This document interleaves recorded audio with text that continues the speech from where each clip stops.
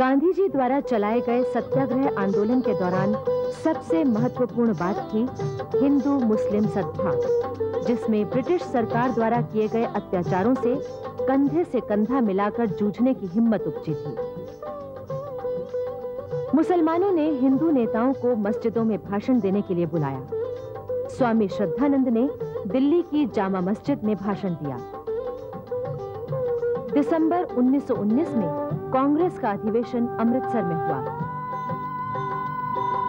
अमृतसर के इस कांग्रेस अधिवेशन में श्रीनिवास शास्त्री, मदन मोहन मालवीय, श्रीमती एनी बेसेंट, बाल गंगाधर तिलक, अली बंधु मौलाना मोहम्मद अली, मौलाना शौकत अली, स्वामी श्रद्धानंद और चितरंजन दास आदि अनेक राष्ट्रवादी नेता मौजूद थे। गांधी जी भी इस अवसर पर उपस्थित थे। इस अधिवेशन के अध्यक्ष मोतीलाल नेहरू हालांकि नरम दल के थे, लेकिन ब्रिटिश सरकार की नीतियों से तंग आकर उन्होंने भी सख्ती का रुख अपना लिया था। उन्होंने कहा, हम वैचारिक स्वतंत्रता चाहते हैं। इस अधिवेशन में स्वागत समिति के अध्यक्ष की हैसियत से स्वामी श्रद्धानंद ने हिंदी में भाषण दिया था और उन्होंने श्रोताओं को भारत माता के पुत्र तथा पुत्री कहकर संबोधित किया था।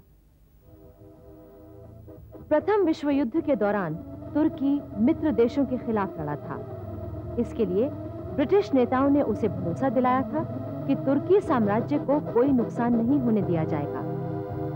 लेकिन युद्ध समाप्त होने पर ब्रिटिश सरकार ने न सिर्फ तुर्की साम्राज्य का विघटन करने का फैसला किया, बल्कि सुल्तान की मानहानि भी की।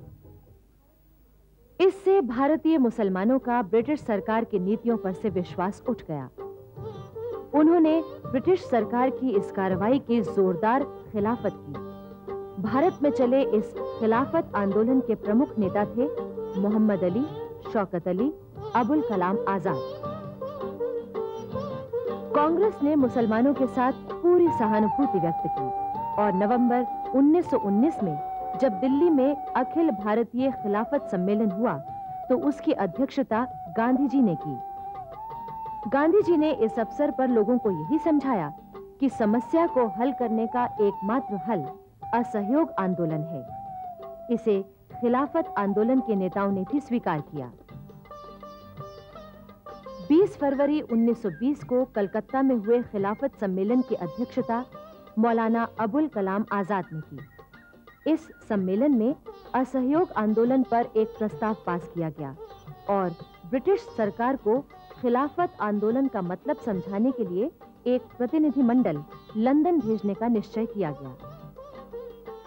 28 मई 1920 को केंद्रीय खिलाफत कमेटी की बैठक में यह तय किया गया कि वो अहिंसक असहयोग आंदोलन में शामिल होंगे। अबुल कलाम आजाद ने इस बारे में स्पष्ट ऐलान किया, अगर भारत आजाद हो जाता है और उसकी अपनी सरकार का शासन होता है जो मुसलमानों को वही स्वतंत्रता देती है जो अन्य संप्रदायों को दी जाती है, तो ये इस्लाम धर्म का समादेश है कि मुसलमान हमलावरों से अपने देश की रक्षा करे, चाहे वो हमलावर मुसलमान हो या स्वयं खलीफा ही क्यों ना हो। गांधी जी ने भी इस बारे में कहा था, मैं भारतीय होने के नाते अपने अन्य भारतीय भाइयों के कष्ट संकटों में भागीदार होने के लिए प्रतिबद्ध हूं। अगर मैं मुसलमानों को अपना भाई मानता हूं तो ये मेरा कर्तव्य है कि अगर मुझे उनका पक्ष न्याय संगत लगता है तो मैं उनकी पूरी शक्ति से मदद करूं। 9 जून को खिलाफत कमेटी की बैठक इलाहाबाद में हुई।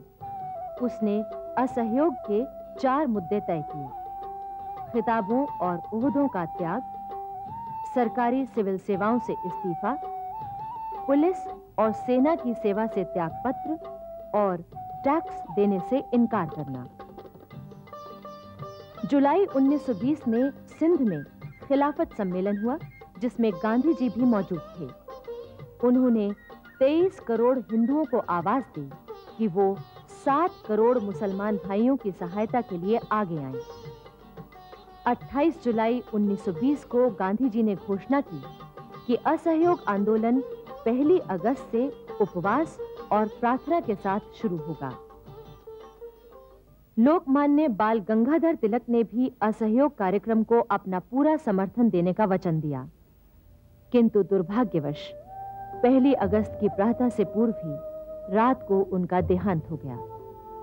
उनकी अर्थी को कंधा देने वालों में गांधी जी, शौकत अली और डॉक्टर किचलू प्रमुख थे। गांधी जी ने कहा था, मेरा सबसे प्रबल सहारा मुझसे छूट गया। वो जो मनुष्यों का सिरमौर था, नहीं रहा। सिंह गर्जना शांत हो गई।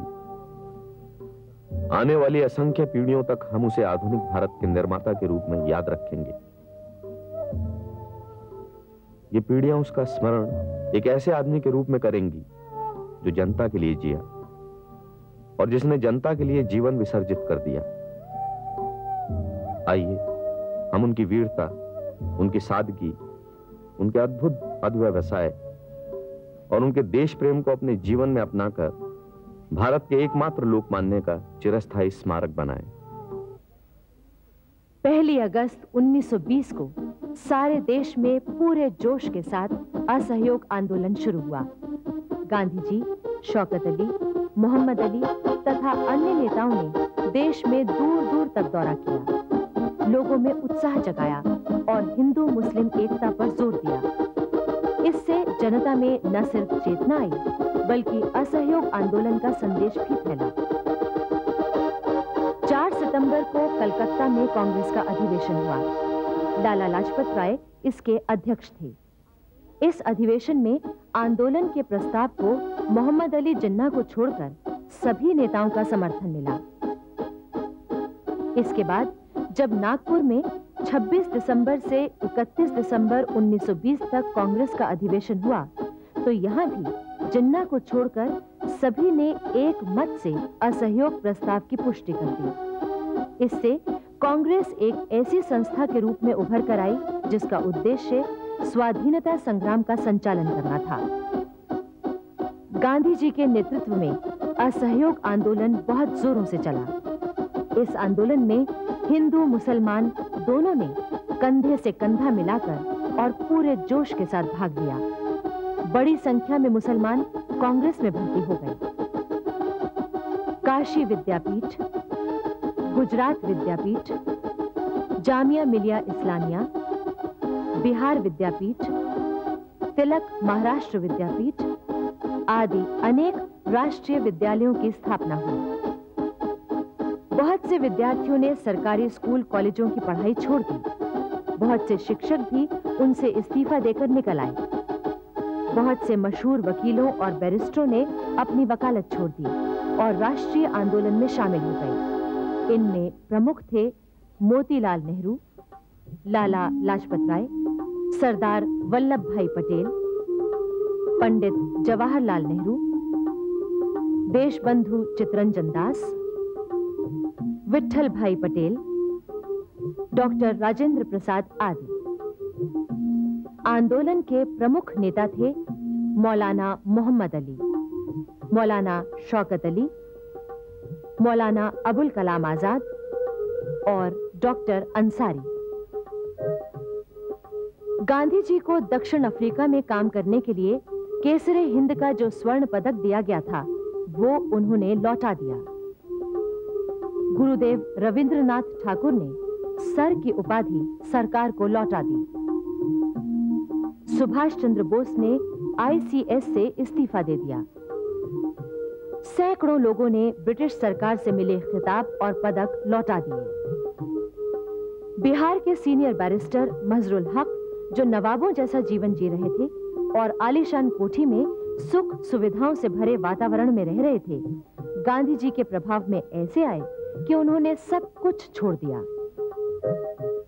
और गंगा के किनारे दीघा घाट पर एक छोटे से बंगले में रहने लगे। बाद में उन्होंने सदाकत आश्रम बनवाया, जो आगे चलकर राष्ट्रीय गतिविधियों का केंद्र बना। जगह जगह विदेशी कपड़ों की होली जलाई गई। स्वदेशी चीजों का, चरखों का, विशेषकर खद्दर के हाथ से बुने कते कपड़ों का प्रचार बढ़ने लगा। शराब और विदेशी कपड़ों की दुकानों के सामने कांग्रेस के स्वयं सेवकों ने देश भर में धरना देना शुरू किया और लोगों से उन्हें न खरीदने की बात कही।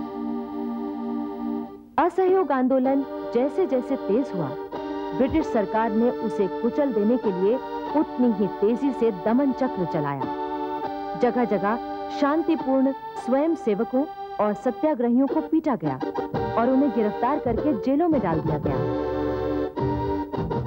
अली बंधु, मोतीलाल नेहरू, चितरंजन दास, लाला लाजपत राय, मौलाना आजाद आदि तमाम नेताओं को गिरफ्तार करके जेलों में बंद कर दिया गया। गांधी जी के इस असहयोग आंदोलन में राष्ट्रवाद, राजनीति और धर्म का अनोखा मिश्रण था। पंडित जवाहरलाल नेहरू के शब्दों में, वो जनता जिसका मनोबल टूट रहा था, जो पिछड़ी और बिखरी हुई थी, अचानक उठ बैठी। उसने अपना मस्तक ऊंचा किया और देशव्यापी संयुक्त कार्यवाही में अनुशासित ढंग से संलग्न हो गई। हमने महसूस किया कि उसकी यही कार्यवाही उसे अजय शक्ति प्रदान करेगी। उस समय गांधी जी और उनके हजारों आस्थावान कार्यकर्ता देश भर में फैल गए थे और उन्होंने नगरों और गांवों में असहयोग का संदेश प्रचारित कर दिया। गांधी जी का प्रभाव ऐसा था कि सारे देश में उनकी बात सुनी और मानी जा रही थी। उन्होंने असहयोग का अर्थ बड़ी सरल भाषा में समझाया था। बुराई और भलाई में, अंधेरे और उजाले में कभी सहयोग नहीं हो सकता। इसी तरह भारतीय जनता में और उसके हितों की विरोधी सरकार में सहयोग संभव नहीं।